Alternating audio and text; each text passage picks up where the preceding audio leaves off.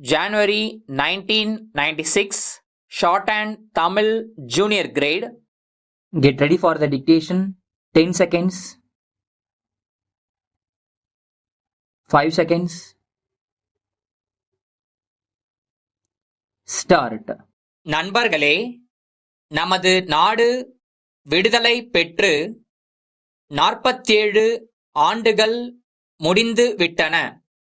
இன்று 48வது விடுதலை நாள் விழா மிகச் சிறந்த முறையில் நாடெங்கிலும் கொண்டாடப்படுகிறது. இன்று இந்த விழாவில் கலந்து கொள்வதில் நாட்டு மக்கள் அனைவருக்கும் எனது உளங்கனிந்த வாழ்த்துக்களை தெரிவித்துக் கொள்வதிலும் நான் மிகவும் மகிழ்ச்சி அடைகிறேன். நாடு விடுதலை பெறுவதற்கு தியாகங்கள் பலவற்றை செய்த வீரர்களுக்கு நம் வணக்கத்தையும் நன்றியையும் தெரிவித்துக் கொள்ள நாம் கடமைப்பட்டுள்ளோம். கடந்த ஆண்டும் இதே நாளில் நான் உங்களுடன் பேசினேன்.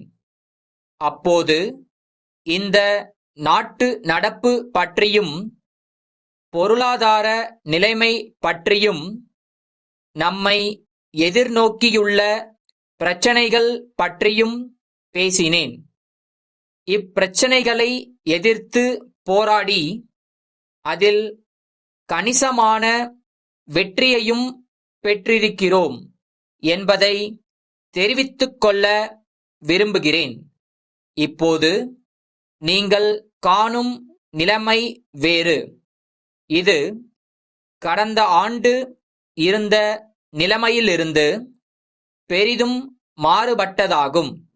நாட்டில் ஒரு நிலையான தன்மை ஏற்படுமா என்ற ஐயப்பாடு கடந்த ஆண்டு இருந்தது. இன்று நாட்டில் நிலையான தன்மை இருப்பதை நீங்கள் அனைவரும் அறிவீர்கள். இருப்பினும் நாம் செய்ய வேண்டியவை அதிகம் இருக்கின்றன என்பதை நாம் மறுப்பதற்கில்லை.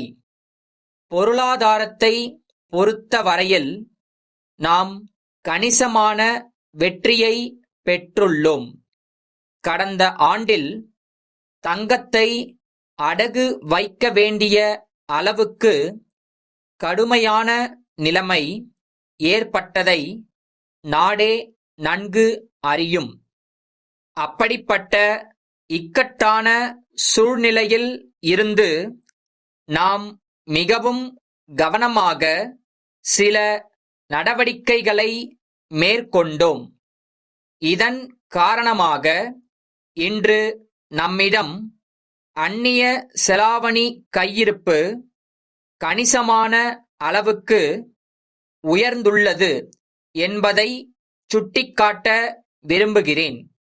நாம் தொடர்ந்து மேற்கொண்ட பல நடவடிக்கைகள் காரணமாக நமது ஏற்றுமதியில் நல்ல வளர்ச்சி கண்டுள்ளோம். நமது நாட்டின் தொழில் வளர்ச்சிக்காக வெளிநாடுகளின் முதலீட்டை பெறுவதிலும் நாம் வெற்றி பெற்றுள்ளோம்.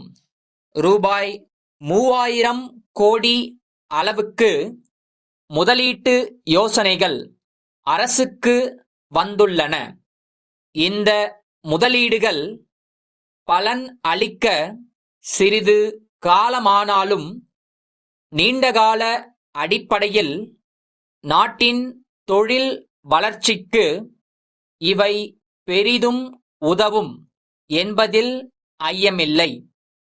சென்ற ஆண்டு நாட்டில் பருவமழை நன்கு பெய்து விவசாயம் நல்ல முறையில் இருந்தது.